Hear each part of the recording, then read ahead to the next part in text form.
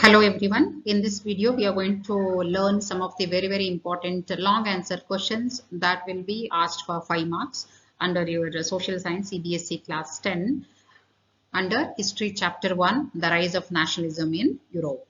Let us see which are those questions with answers. First question is, what did liberal nationalism stand for? Explain any 4 ideas of liberal nationalist in the economic sphere. Okay, this will be the question, and the answer is liberalism or liberal nationalism stood for freedom for the individual and equality of all before the law.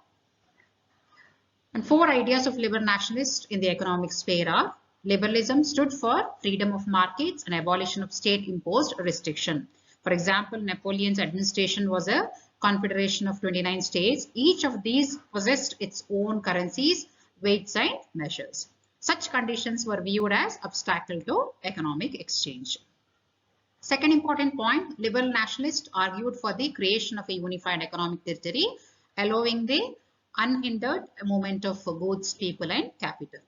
Third one, in 1834, a custom union or Zollverein was formed. The union abolished tariff barriers and reduced the number of currencies from 30 to 2.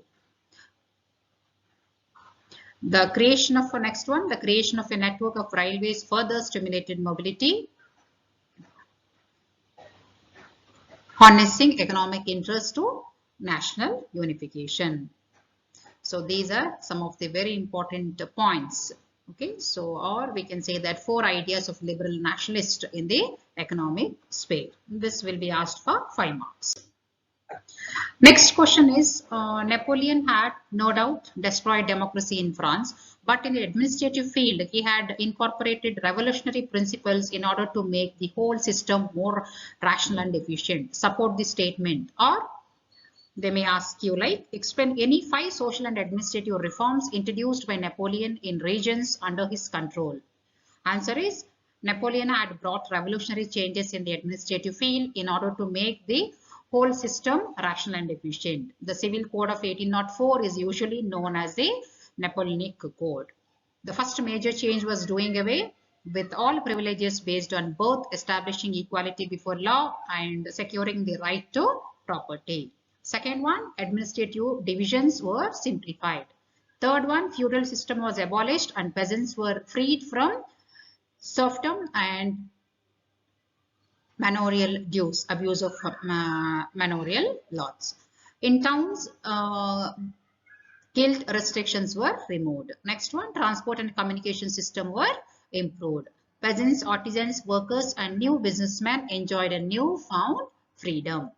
7th point, businessmen and small-scale producers of goods in particular began to realize that uniform laws, standardized weights and measures, and a common national currency would facilitate the movement and exchange of goods and capital from one region to another. This will be the answer. Next question is, how did culture play an important role in creating the idea of the nation in Europe? Explain with example or examples. Answer is, culture, music, dance, and region played an important role in the growth of nationalism. Role of culture was important in creating the idea of the nation. Art, poetry, music, etc. helped in developing and expressing nationalist feelings. Romanticism was a cultural movement that led to the development of nationalist sentiment. Romantic artists and poets criticized the glorification of reason and science and instead focused on emotions and institution. Next one, artists in the 18th and 19th century portrayed nations as female figures. The female form that was chosen to personify the nation did not stand for any particular woman in real life. Rather, it sought to give the abstract idea of the nation in concrete form. That is, the female figure became the allegory of the nation. In France, she was named Marianne, a popular Christian name, and in German, Germania. Even language too played an important role in developing nationalist sentiments. After Russian occupation, the Polish language was forced out of the school and Russian language was imposed everywhere. In 1831, an armed rebellion against Russian rule took place, which was ultimately crushed. Following this, many members of the Clergy in Poland began to use language as a weapon of national resistance. Romantics such as the German philosopher Herder claimed that true German culture was to be discovered among the common people. Das Folk. It was through folk songs, folk poetry and folk dances that the true spirit of the nation was popularized. This will be the answer for this. Next question is explain any 5 economic hardships that Europe faced in the 1830s. Or the decode of 1830 has brought great economic hardship in Europe. Support the statement with arguments. The answers will be following are the causes of economic hardship in Europe during 1830s.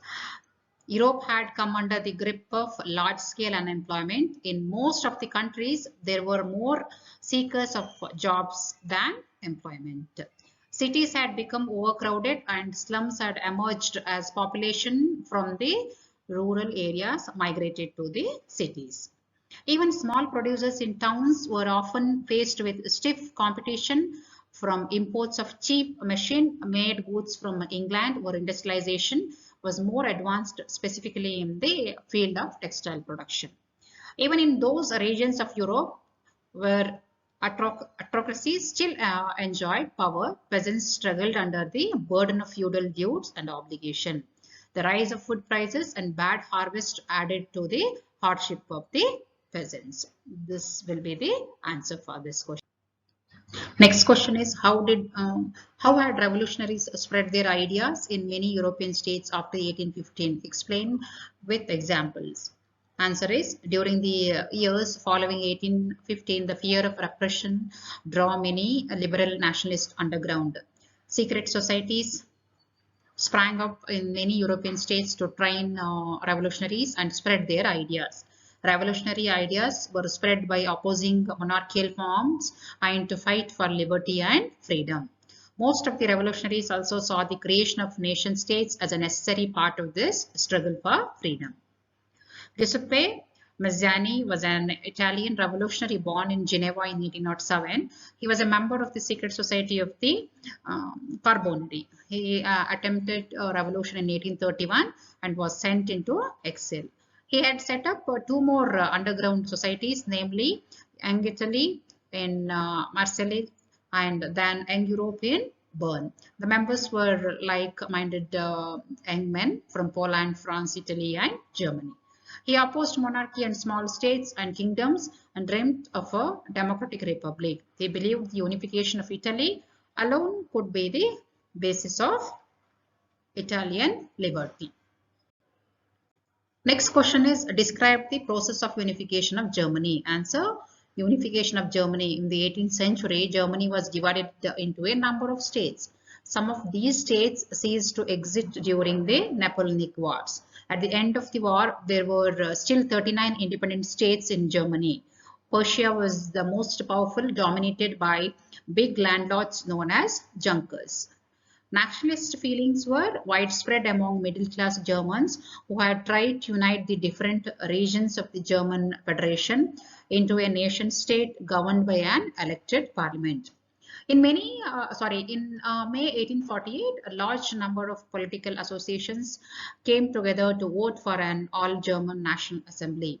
The representatives met at Frankfurt, and the Frankfurt Assembly proposed the unification of Germany as a constitutional monarchy under the King of Prussia as emperor.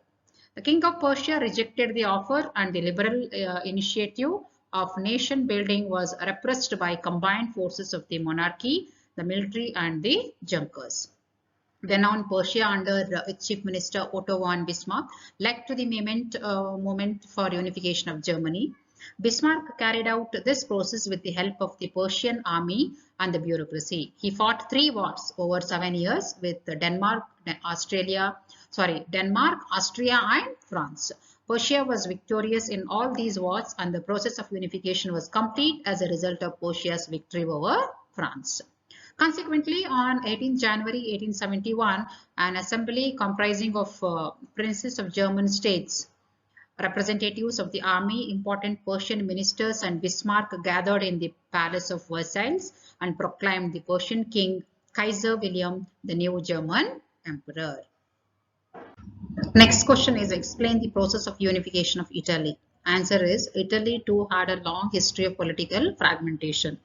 Italians were scattered over dynastic states and the multinational Habsburg Empire.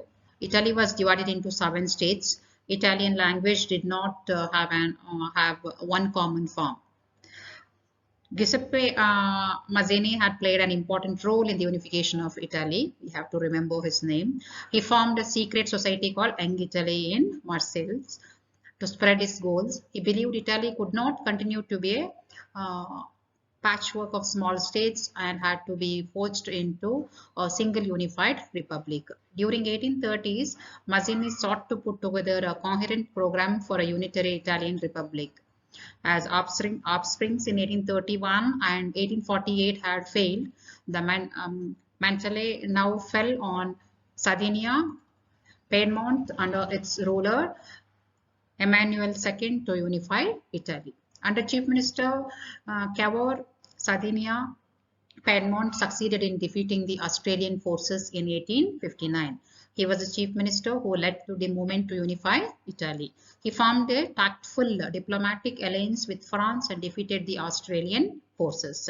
Even Giuseppe Garibaldi joined the fray. In 1860, they marched towards South Italy and the kingdom of the two Sicilies, and with the help of the local peasants, drove out the Spanish rulers. In 1861, Victor Emmanuel II was proclaimed as King of United Italy.